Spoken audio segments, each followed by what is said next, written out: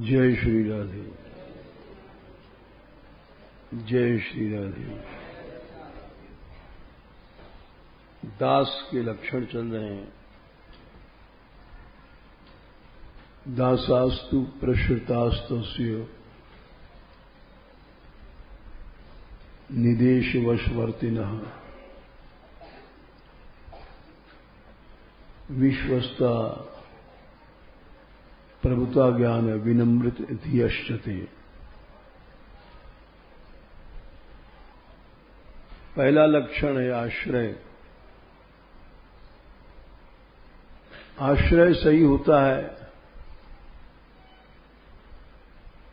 तो बाकी तीन चीजें अपने आप आ जाती हैं। आश्रय सही है तो अपने आप आज्ञा आएगी। निर्देशवशवर्ती, निर्देश माने आज्ञा का पालन करना, आज्ञा के वश में होना।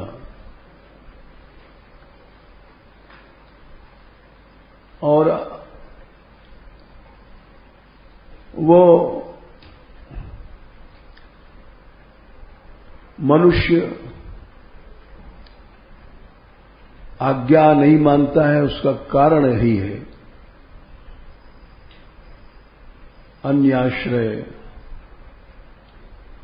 अन्याश्रय भक्ति में सबसे बड़ी बाधा है, और बड़ी बाधा नहीं, बिल्कुल मुख्य बाधा आई है। और मुख्य नहीं बल्कि हम लोग अनादिकाल से भगवान के आश्रय में इसीलिए नहीं हैं। अन्याश्रय के बहुत से नाम हैं। बहिर्मुखता, विषय आदि सब अन्याश्रय।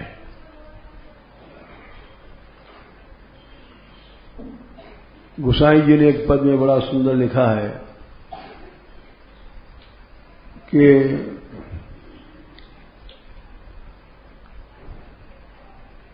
अबलो न सानी अबना न सही हो। आज तक हम नाश के पथ पर चलते रहे और अब आगे नहीं चलेंगे। ऐसी वृत्ति को अवधारणा कहते हैं। अवधारणा माने कि मैं अब ऐसा करूंगा, ऐसा बनूंगा, ये इसको अवधारणा कहते हैं। अवधारणा माने ये नहीं कि वो बन गया, वो सोचता है कि मैं ऐसी वृत्ति या ऐसा बनूं। अवधारणा से ही, अवधारणा का इतना महत्व है कि उसी से पाप जलने लग जाते हैं। केवल अवधारणा से ही। यद्यपि वो ऐसा बन नहीं पाया, लेकिन जैसा भगवान ने कहा है एकादश के आखिर में, कांचित ममानुध्यानेन नाम संकीर्तनादि भी योगेश्वरानुवृत्त्या वा हन्याद अशुभाम क्षणै। यहां अवधारणा का भगवान ने चर्चा किया है। ये आता है एकादश स्कंद में आखिर में जाकर के 28वें के आसपास। अनुध्यान क्या है? अवधारणा है 40। तो अवधारणा से भी पाप जलता है। हम ऐसा बन नहीं पाए, लेकिन हम ऐसा बनने की जो सोचते हैं उतने से ही पाप जलने लग जाते हैं। और ये होता सब सत्संग से ही है। मनुष्य सोचता है कि हम ऐसे बने, भक्त बने।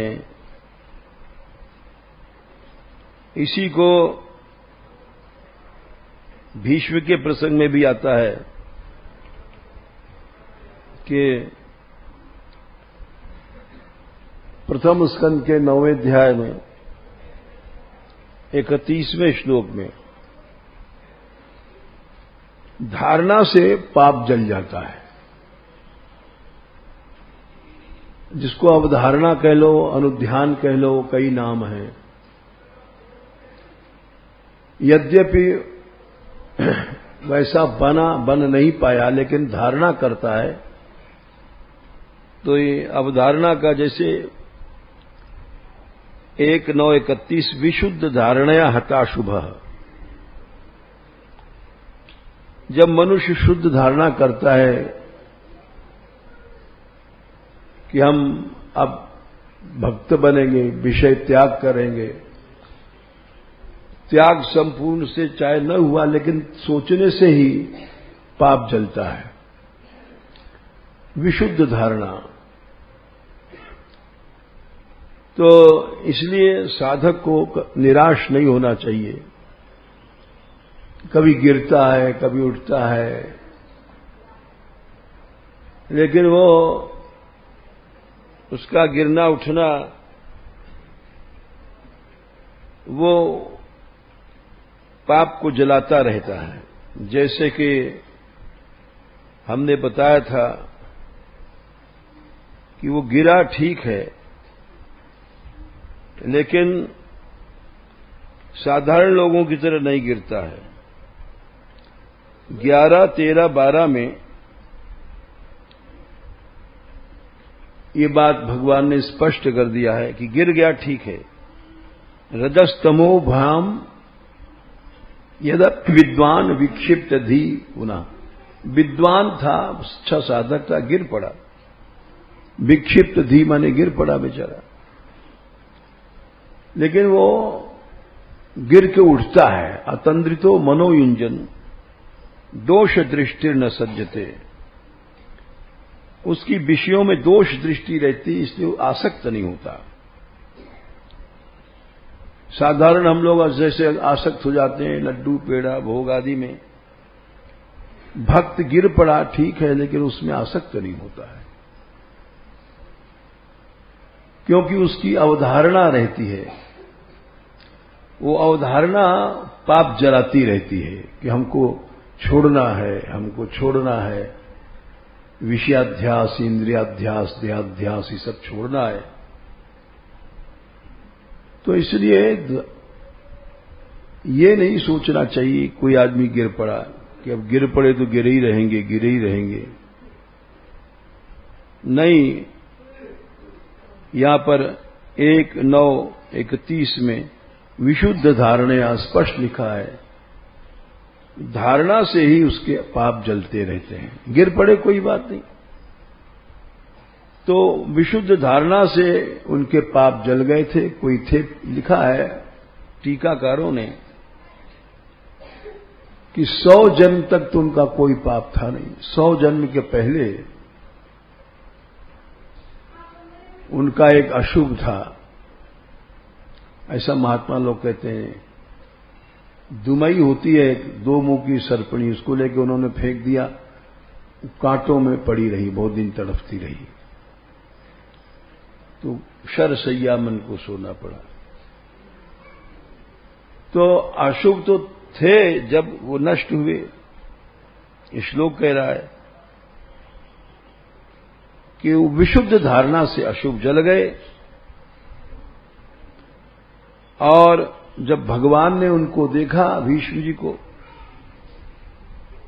तदीक्षया, भगवान के देखने से ही अस्त्रों की पीड़ा भी चली गई, जो बाण मारे थे अर्जुन ने। और उसके बाद उन्होंने सभी इंद्रियों को, वृत्तियों को रोक लिया, अंतर्मुख हो गए। अंतर्मुख होना जरूरी है, उसके बिना भगवान का अनुभव नहीं होता। हम लोग बहिर्मुख हैं, लड्डू, पेड़ा, भोजन, भोग आदि में तो उसके रहते अनुभव कैसे हो जाएगा? निवृत्त सर्वेंद्रिय वृत्ति विभ्रम, सभी इंद्रियों की जो वृत्तियां थीं उनका विभ्रम, जो विलास था, उसको निवृत्त हट गया। अब भगवान की तुष्टाव स्तुति किया।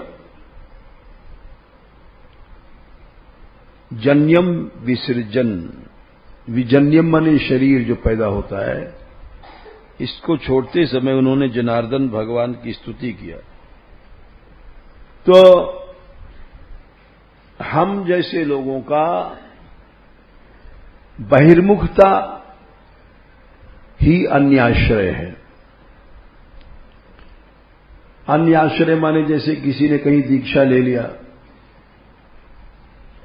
तो कहता अब हम दूसरे संप्रदाय का नहीं आचरण करेंगे, हम राम राम करते हैं, कृष्ण को नहीं जपेंगे, कृष्ण कृष्ण करते हैं, राम को नहीं। ये सब मूर्खता के लोग, अन्याश्रय की बात। अन्याश्रय तो तुम्हारा शरीर है, तुम्हारी इंद्रियां हैं, तुम्हारी वृत्तियां हैं। वृत्तियां बहिर्मुख हैं, संसार की ओर जा रही हैं और तुम अनन्य बन गए। कैसे बन गए अनन्य? धोखा है। ये वृंदावन में ये बहुत चल रहा है, इस तरह की अनन्यता, जिसको सांप्रदायिक संकीर्णता कहते हैं। और इसी का परसों पल्ले दिन हमने खंडन भी किया था वृंदावन में, क्योंकि निश्चित बात है अन्याश्रय तो तुम्हारा इंद्रियां हैं, तुम्हारी मन है, ये तुम्हारी विषय वासनाएं हैं, वो अन्याश्रय हैं। और अन्याश्रय इसी में पैदा करने लग गए। कृष्ण भी अनेक हैं, श्री जी भी अनेक हैं, हम उस संप्रदाय के हैं, ये सब बातें। तो वो सूक्ष्म दृष्टि से अन्याश्रय को नहीं समझ पाते। अन्याश्रय क्या है? अवधारणा में के एक पद में गोसाई जी लिखा है, अबलौ न सानी अबना न सही हूं। इसमें ये अवधारणा का बहुत सुंदर उदाहरण है, पद है कि आज तक तो मैं बहिर्मुख रहा, अन्याश्रयी रहा। अन्याश्रय से ही विनाश होता है। और अब अंतर्मुख बनूंगा, यानी कि अन्याश्रय नहीं करूंगा। अन्याश्रय क्या है ये समझना चाहिए। और इसलिए इस पद में उनको कहते हैं कि अबलौ न सानी अबना न सही हूं। ये अन्याश्रय या बहिर्मुखता, यही विनाश है। हम लोग समझते हैं कि उस संप्रदाय की बात सुन लिया इसलिए नष्ट हो गए। सबसे पहला जो विनाश है बहिर्मुखता का, उसको नहीं समझ पाते और संकीर्णता में फंसे रहते हैं। राम कृपा भव निशा सरानी, जागे फिर न डसई हूं। डसइयों माने पूरब की बोली है, अब बिस्तर बिछा के नहीं सोऊंगा। रात बीत गई, मोह की रात। भवनिशा, संसार एक रात है। रात मतलब मोह। मोह सकल जग सोबनहारा, सारा संसार मोह में सो रहा है। तो ये मोह की रात बीत गई, जागे फिर, अब जाग चुका हूं, फिर नहीं सोऊंगा। तो अवधारणा करते हैं, पायऊ नाम चारु चिंतामणि, भगवान का नाम चिंतामणि मिल गया है। इसको उर माने हृदय में और हाथ में से नहीं गिराऊंगा, क्योंकि हाथ से कीर्तन करना, जप करना, मुंह से बोलना, श्याम रूप रुचि रुचिर कसौटी। और जैसे सोना असली सोना होता है, कसौटी एक काला पत्थर होता है, उस पर सोना को रगड़ो तो लाइन खींच देता है, पीतल नहीं खींच पाएगा। तो सुनार लोग उसको रखते हैं कसौटी को कि नकली सोना है कि असली सोना है। उसने कसौटी पर लाइन खींच दिया, मन असली सोना है। भगवान का रूप श्याम रूप कसौटी है, और उसमें मन लग गया, लाइन खींच दिया, तो मतलब वो मन ठीक है, और नहीं तो शत्रु है। चित्त कंचनई, चित्त सोना है, मन सोना है। अब ये जो बहिर्मुखता कैसे आती है, ये कड़ी है कि परबस जानी हस्यो इन इंद्रिन, निज बस भय न हसई हो। इंद्रियां भी हंसती हैं। हम लोग इन इंद्रियों को खुश करने के लिए भोग देते हैं। जीभ के लिए रसगुल्ला पापड़ देते हैं तो जीभ हंसती है। इंद्रियों हंसने से मतलब इंद्रियों के देवता, कि ये मूर्ख हमको तृप्त कर रहा है, और ये पता नहीं है कि इंद्रियां एक ऐसा लेटर बक्स है जो कभी भरता नहीं। लेटर बक्स में चिट्ठी डाल आओ, सब डाकिया निकाल ले जाता है, फिर खाली खाली, फिर चिट्ठी डाल दो, फिर खाली खाली। तो ये हमको तृप्त करना चाहता है, तो देवता इंद्रियों के हंसते हैं। क्या मूर्ख है, तुम कितना भी सुंदर भोग लड्डू पेड़ा खा लो, मलमूत्र बन जाएगा। तो इंद्रियां हंसती हैं। ये प्रसंग इंद्रियों के हंसने का भागवत में भी आता है, रामायण में भी आता है। रामायण में आता है उत्तरकांड में, इंद्रिय द्वार झरोखा नाना। इंद्रियों के हंसने का मतलब होता है कि वहां देवता जो बैठे हुए हैं वे हंसते हैं। और ये प्रसंग आता है 118 उत्तरकांड में। ये भागवत से भी हम बताएंगे। इंद्री द्वार झरोखा नाना, 118 उत्तरकांड। उन इंद्रियों के दरवाजे पर तहतासुर बैठे कर थाना, देवता लोग बैठे हैं। थाना मन अड्डा, जैसे पुलिस का थाना होता है वैसे ही देवताओं का भी थाना है, इंद्रियां। ये कभी नहीं चाहते कोई जीव भगवान से मिले। भगवान से मिल जाएगा, हमसे बड़ा बन जाएगा। तो ये जब देखते हैं कि विषय की हवा आ रही है, आंधी, तो इंद्रियों का दरवाजा खोल देते हैं, और हवा आकर के भीतर जो ज्ञान का दीपक है उसको बुझा देता है। आवत देखई विषय बयारी, ब्यारी मने आंधी हवा, ते हठ देई कपाट उघारी, दरवाजा खोल दिया और विषय की आंधी आई। जब सो प्रभंजन उर गृह जाई, वो इंद्रियों से हृदय में घुसी, तबही दीप विज्ञान बुझाई, और ज्ञान का दीपक बुझ जाता है। जब बुझ गया, अंधेरे में गांठ नहीं खुलती। ग्रंथि न छूट मिटा सो प्रकाशा, वो प्रकाश में वो गांठ खुलती थी। बुद्धि विकल भई विषय बतासा, बतासा माने हवा से बुद्धि विकल हो गई। इसीलिए इंद्रिय और उनके देवताओं को ज्ञान अच्छा नहीं लगता है। इंद्रिय सुरन न ज्ञान सुहाई, विषय भोग पर प्रीति सदाई। विषय भोग से इनका प्रेम रहता है सदा। तो इस तरह से ये जो पद है, परबस जान हंस्यो इन इंद्रिन, इंद्रियां हंसती हैं, हर इंद्रिय हंसती है, ज्ञानेन्द्रियां, कर्मेंद्रियां सब हंसती हैं।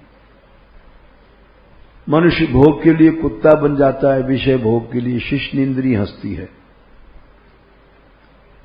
कि इसको क्या कुत्ता बना दिया। और शूकर बन जाता है, श्वविट वराहोष्ट खरई संस्तुता पुरुषा पुरुष। इंद्रियां हंसती, क्या इसको कुत्ता बनाया, क्या सूअर बनाया। इस बात को इंद्रियां मन इंद्रियों के देवता, जब मनुष्य भजन करता है तब इंद्रियों के देवता प्रसन्न होते हैं, क्योंकि उनका भी फायदा होता है। जिस कटोरे से तुम शराब पियोगे, उस कटोरे में शराब की दुर्गंध बनी रहेगी। जिस कटोरे से कस्तूरी केसर पियोगे, तो उसकी सुगंध 1000 बार मांजने पर भी नहीं जाएगी। कस्तूरी की सुगंध कभी नष्ट नहीं होती। तो भगवान की भक्ति तो कस्तूरी है, और वो उसकी सुगंध से देवता भी तृप्त हो जाते हैं। इसीलिए एक बड़ा गंभीर श्लोक है कि एक कृष्ण की उपासना से सब देवताओं की उपासना हो जाती है। क्यों हो जाती है? क्योंकि इंद्रियों के द्वार पर जो देवता मुख्य मुख्य बैठे हैं, वो सब तृप्त हो जाते हैं। ये बात चौथे स्कंद में 31वें अध्याय में नारद जी ने आखिर में उपदेश दिया है। यथा तरोर मूल निषेचनेन, 14 है, जैसे वृक्ष को जड़ में पानी दो, 4, 31, 14, वृक्ष की जड़ में पानी दिया, तरोर मूल बने जड़ में, तो उससे स्कंद, भुजा, शाखाएं, फूल, पत्ती सब में पानी पहुंच गया। और बल्कि पत्तों पर डालोगे तो वो वृक्ष नहीं बढ़ेगा, केवल जड़ में डाल दो। बाकी हर डाल को, हर तने को सींचने की जरूरत नहीं। ऐसा जो करता है वो बुद्धिहीन है। इसी तरह से मुख्य प्राण में भोजन देने से, जैसे खीर है, खीर और घी खाओ ताकत होगी, तो मुख्य प्राण मुंह में खीर दिया तो उससे हाथ में भी ताकत आई, पांव में भी ताकत आई, आंख में आई और कान में भी आई, सब जगह आ गई। और जो मूर्ख आदमी कहेगा भाई खीर को हाथ में भी रगड़ो, हाथ से मेहनत होती है, पांव से चलते हैं, पांव में भी रगड़ो, आंख में देखते हो, आंख में भी खीर घुसाओ, कान में भी खीर घुसाओ, नाक से सूंघते हैं, नाक में भी घुसाओ, रोम रोम में खीर मलो तो मूर्ख है। मुख्य प्राण में जैसे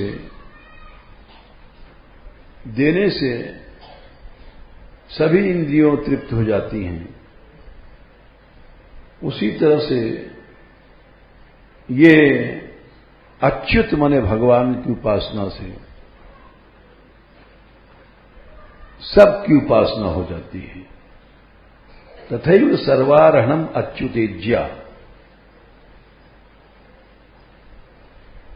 ये बात स्वयं ब्रह्मा जी ने स्तुति में कहा है। एक और प्रमाण दे दें, दशम स्कंद के 14वें अध्याय में उन्होंने कहा है, एषाम तु भाग्य महिमा च्युतावदास्तम। इनके ब्रजवासियों की भाग की महिमा क्या कहें हैं? 33 इनके भाग की महिमा को कौन कह सकता है? हम लोग ही जो इंद्रियों को देवता हैं, ये कृष्ण रस पीती हैं तो हम लोग पुष्ट हो गए। ईशाम तो भाग्य महिमाच्युतावदासाम एकादशई वही वयम बत भूरि भागा एतदृषि का चषकई। इनके इंद्रियों के चषक प्याले से हम लोग बार बार कृष्ण रस पी रहे हैं। एतदृषि के चषकई असकृत प्रेमामा। शर्वादेव शंकर आदि हम सब भगवान के उदज मंगृता अंग्रि मध्वास्वम, भगवान के चरण कमल का जो अमृत मधु है उसको पीने से। तो भक्त जब भजन करता है तो इसकी इंद्रियां कृष्ण रस में लगती हैं, बोलता है, गाता है, कीर्तन करता है, तो उससे समस्त देवताओं की तृप्ति हो जाती है। इसलिए अलग अलग देवताओं की उपासना की कोई जरूरत नहीं है। सर्वारहणम अच्युतेज्या। अच्युतेज भगवान कृष्ण की इज्या उपासना से। इसलिए गोसाई जी ने कहा कि जब मनुष्य विषयों की ओर जाता है, हम जैसे लोगों पर तो इंद्रियों को देवता हंसते हैं कि देखो ये इंद्रियों के पीछे कुत्ता बिल्ली बना घूम रहा है। अब परवश जाने हस्यो इन इंद्रिन। सब उपनिषद भागवत का सारांश, उपनिषद का प्रमाण ले लो, वेद का ले लो, भागवत गीता रामायण सब को ले लो। एक ऐसा सत्य है कि जिसको हम समझ नहीं पाते, लेकिन हम जगह जगह से प्रमाण इसीलिए देते हैं कि दिमाग में बैठ जाए। उपनिषद का प्रमाण है कि नचिकेता से धर्मराज ने कहा तू स्वर्ग का ले ले, राज्य ले ले, अप्सरा ले ले सब। तो उन्होंने कहा स्वभावा मर्त्यंस्य यदंत कैतत। ये सारा संसार का भोग कल मिट जाएगा। आज दिखाई पड़ रहा है, कल नहीं रहेगा। इतना विनाशी है। हर चीज नष्ट हो जाएगी, शरीर भी, इंद्रियां भी, स्त्री पुत्र पति सब विनाशी है। श्वः मन कल अभाव ये नहीं रहेंगे, सब अलग अलग मर के चले जा रहे हैं। शो भावा मर्तस्य दंत कैतत। हे मृत्यो यमराज सर्वेन्द्रियाणाम जरयंति तेजा। ये भोग विषय इंद्रियों के तेज को नष्ट कर देते हैं। तेज माने इंद्रियों में जो देवता बैठे हैं हमारे, वे विषयों से ढक जाते हैं और रुष्ट हो जाते हैं, खुश नहीं होते हैं और शाप देते हैं, जिससे जीव बहिर्मुख होकर संसार में भटकता है। हम जिस इंद्री को खुश कर रहे हैं वो शाप देती है हमको, और शाप माने कि अंधकार में डाल देती है, जहां से हम कभी निकल नहीं सकते। हंसना, शाप देना, ये बात प्रहलाद जी ने भी कहा है कि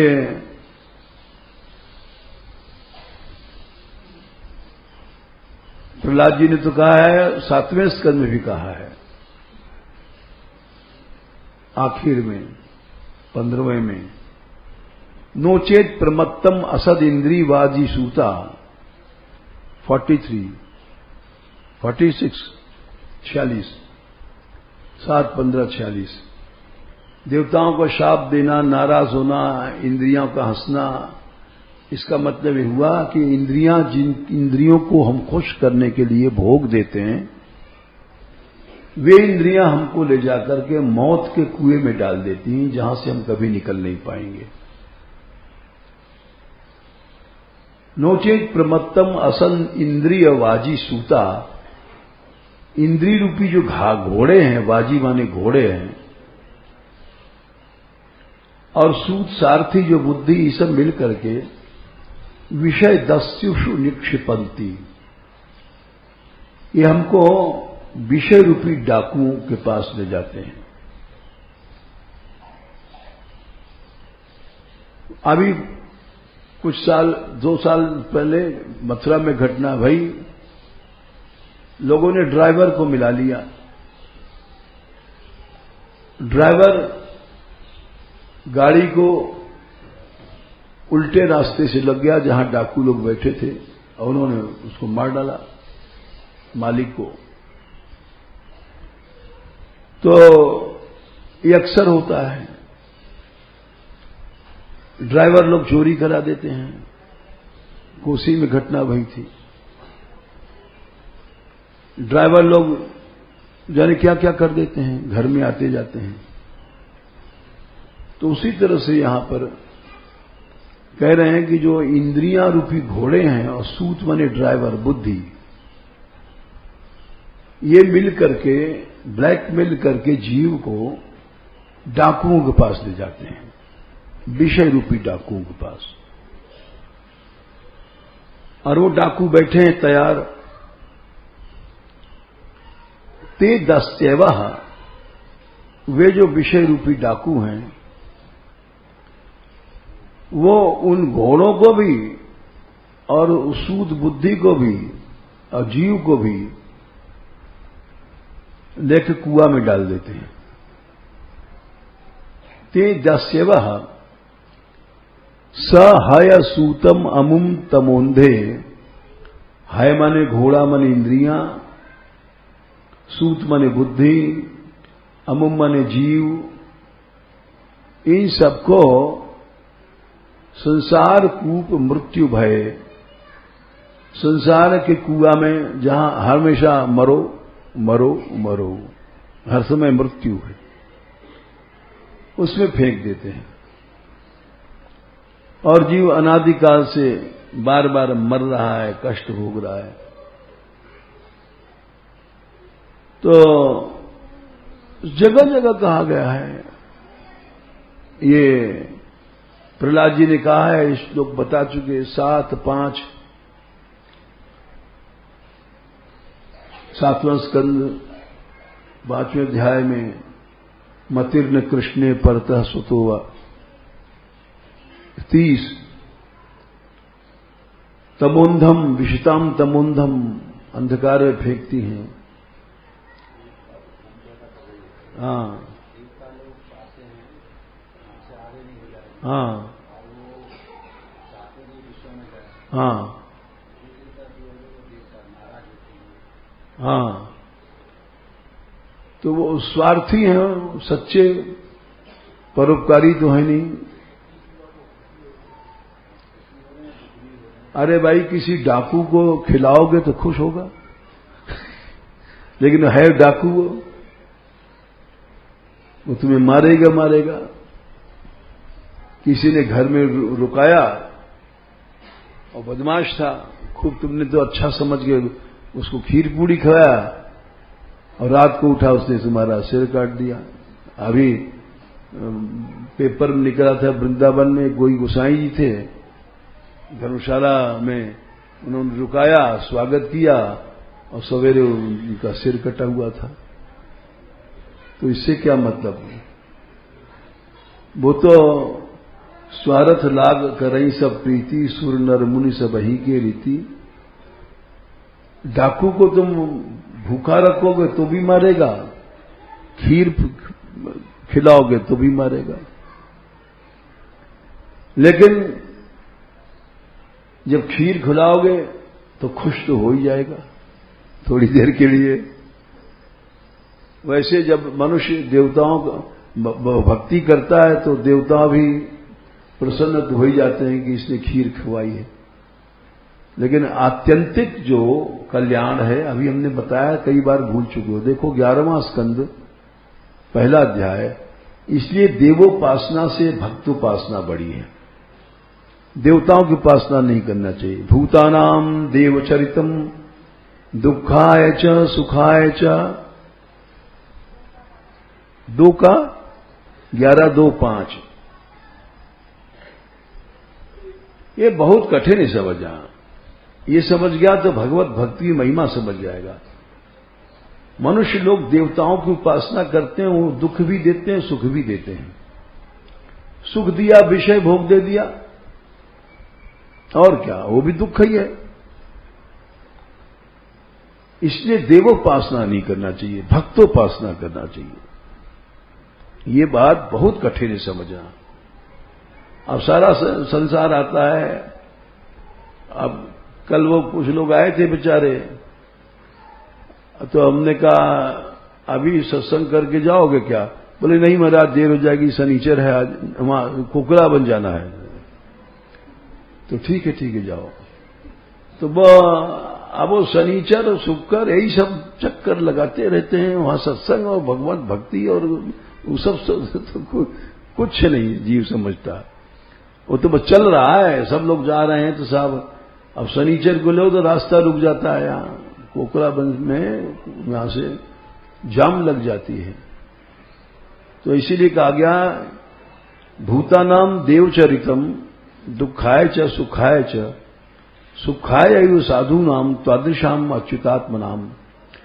आए आप जैसे साधु, नारद जैसे। ये नहीं कि हम भी कहें हम भी लडुआ दास पेड़ा दास साधु बन गए, है नहीं। निष्प्रिय साधु जो होता है, निष्किंचन, उसकी बात कर रहे हैं।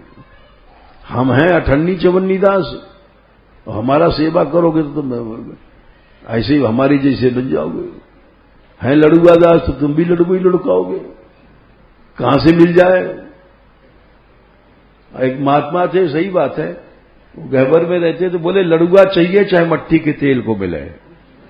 हाँ, तो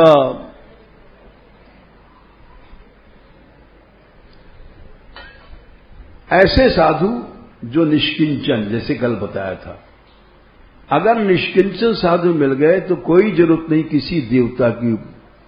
चाहे वो इंद्र हो, भगवान ने इंद्र पूजा बंद करा दिया, चाहे इंद्र हो, चाहे वरुण हो, चाहे वो कोई हो, कोई जरूरत नहीं है किसी देवी देवता की। इसी को भक्ति मार्ग कहते हैं। ये समझना बड़ा कठिन है। भूतानाम देवचरितम दुखाय च सुखाय च, सुखाय एवं साधु नाम तादृशाम अच्युतात्मनाम। क्यों कि देवता लोग तो दुकानदार हैं। 50 रुपए किलो पेड़ा है तो 50 रुपए दो तो 1 किलो देगा, दोबारा नहीं देगा, 2 किलो नहीं दे सकता। इसी तरह से देवता हैं। भूतानाम देवचरितम, और आगे क्या है? हाँ, भजंती ये यथा देवान, जितना तुमने आहुति दिया उतना ही तुमको भोग दे देंगे। भजंती यथा देवान देवा अपि तथैवतान छायेव कर्म सचिया। जैसे छाया तुम्हारी, मान लो तुम्हारा 5 फीट का शरीर है तो उतनी लंबी छाया है, बांस है 20 फीट का तो उतनी लंबी छाया है, पहाड़ है तो उतनी लंबी छाया है। तो छाया की तरह वो कर्म के अनुसार फल देते हैं। छाये कर्म सचिव है। और साधु लोग दीन वत्सल, वो तो कोई दीनहीन इस पर दया करेंगे। वात्सल्य केवल साधुओं में होता है, भक्तों में होता है।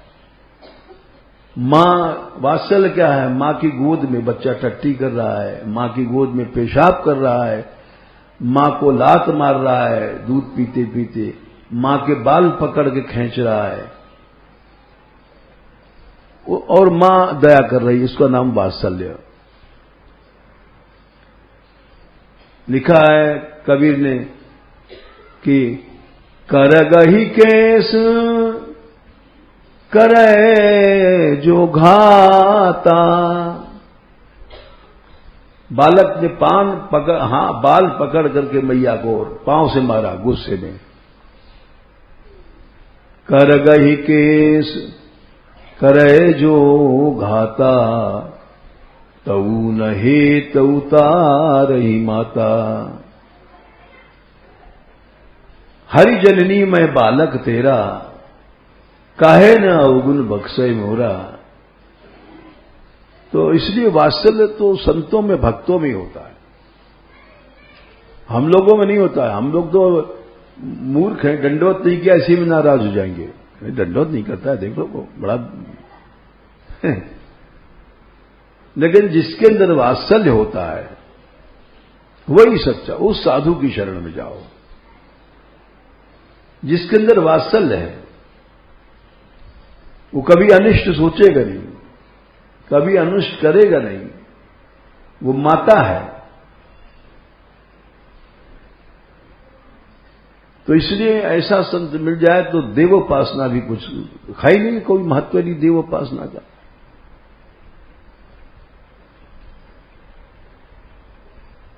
इसलिए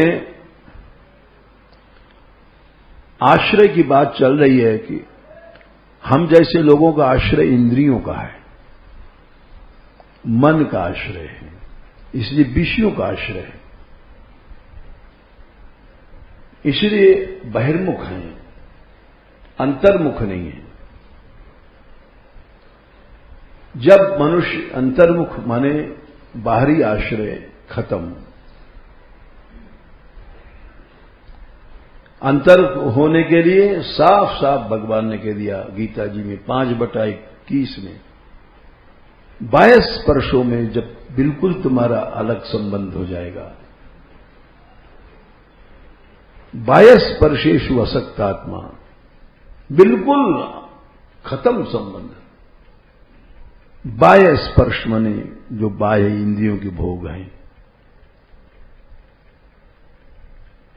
तब तुम जाकर के आत्मन यत सुखम, तुमको अंतर्मुखता का सुख मिलेगा। नहीं तो लड़ुए पेड़ा में लुढ़कते रहोगे। 22 स्पर्शे स्वसत भगवान 5/21 है।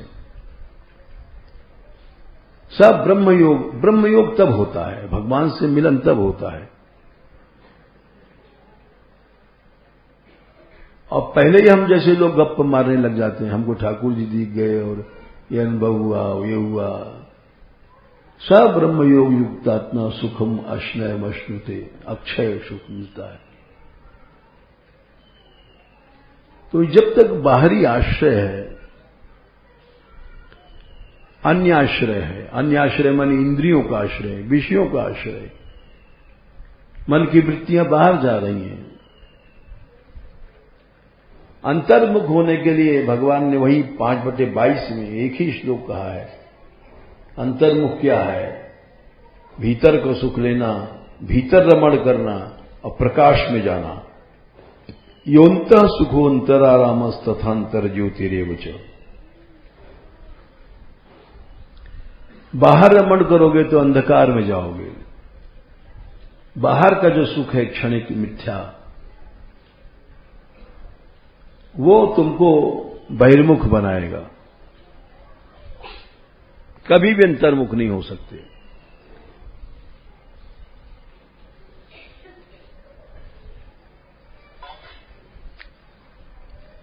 एक और बार बार प्रमाण देते हैं ताकि दिमाग में बैठ जाए। भगवान में प्रेम हुआ और सब आसक्तियां खत्म हो जाती हैं। पहला स्कंद 18वें अध्याय में यत्रानुरक्ता, जब भगवान में अनुराग हुआ, विपोय देहादिषु संगमूढ़म,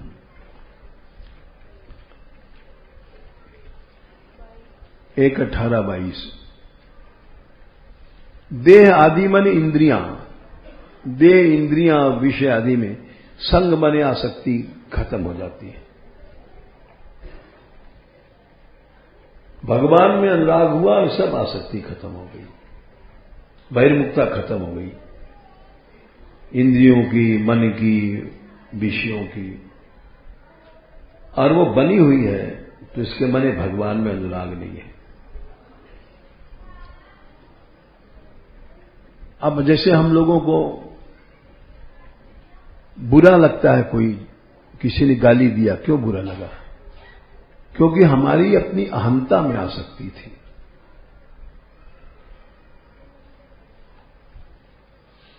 मन में आसक्ति, बुद्धि में आसक्ति, इंद्रियों में आसक्ति, अहंता में आसक्ति। और जब आसक्ति मिट गई तो तुल्य निंदा स्तुति मौनी, बुराई करते रहो, कुछ नहीं होगा। समा शत्रौ च मित्र च, कि उसकी आसक्ति खत्म हो गई अहंता में, महापुरुष बन गया। रहुगण ने जड़भर जी को इसीलिए तो पहचाना था, इसी किसकी अहंता में आसक्ति नहीं है। इतना गाली दे रहे हैं, फांसी का हुक्म दे रहे हैं। 5वां स्कंद में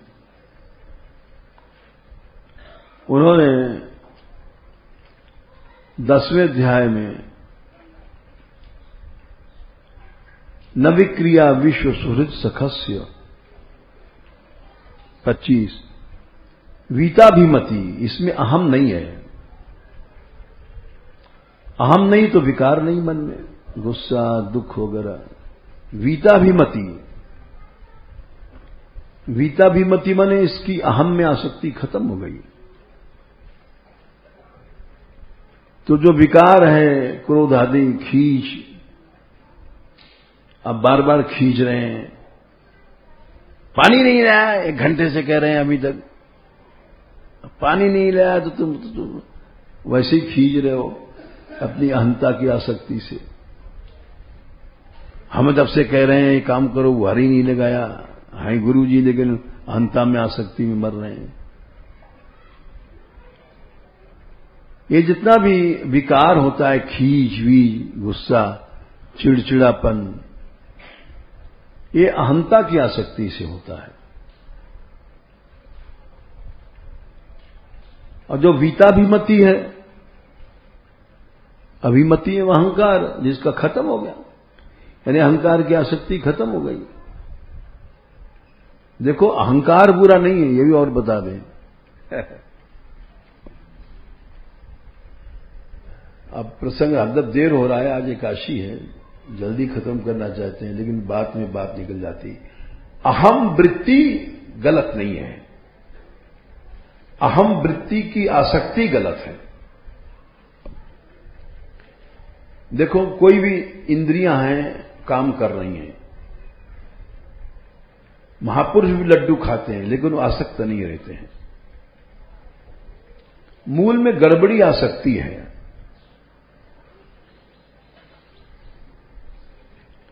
अहम की जो आसक्ति है,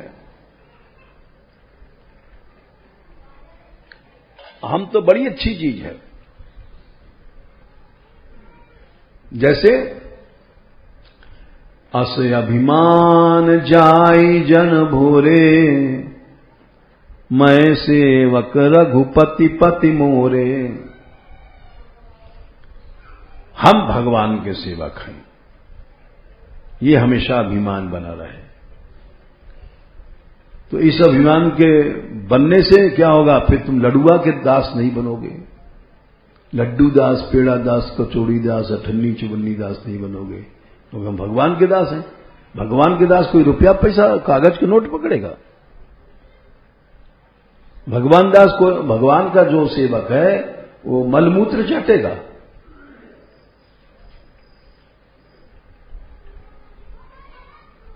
तो वृत्तियां तो अपने आप काम करती रहती हैं, उसमें जो आसक्त हो जाता है मनुष्य, इसका बड़ा ऊंचा उदाहरण 5वें अध्याय गीता में भगवान ने कहा है कि हर काम करता है महापुरुष, खाता है, पीता है, हगता है, पीता है, सारी इंद्रियों से काम करता है। 5/9 8 नैव किंचित करोमिति युक्तो मन्येत तत्ववित्। पश्यन देख रहा है, श्रवण सुन रहा है, स्पृशन छू रहा है। राजा जनक का एक हाथ अप्सराओं के स्तन पर रहता था, एक आग पर, नग्न स्त्रियों के, कुछ नहीं है।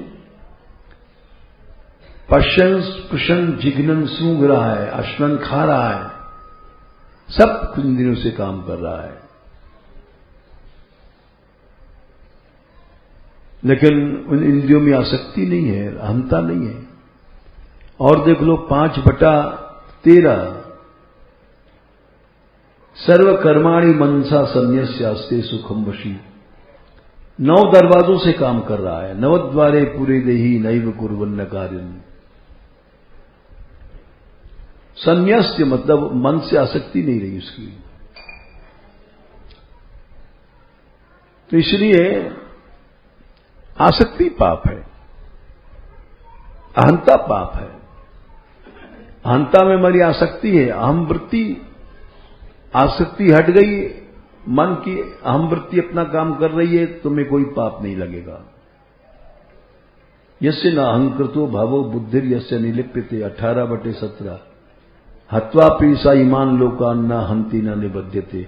सारे संसार के कतर कर डारो, पाप नहीं लगेगा। अहम वृत्ति में तुम्हारी जो, हमारी जो आसक्ति है, इसलिए आश्रय क्या है हम नहीं समझ पाते। हर समय आश्रय इंद्रियों का है, हर समय आश्रय विषयों का है, हर समय आश्रय ये सब अनाथ चीजों का है, और हम समझते हैं भगवान के भक्त हैं बहिर्मुख, हैं अन्याश्रयी, और अपने को भक्त समझे बैठे हैं। चलो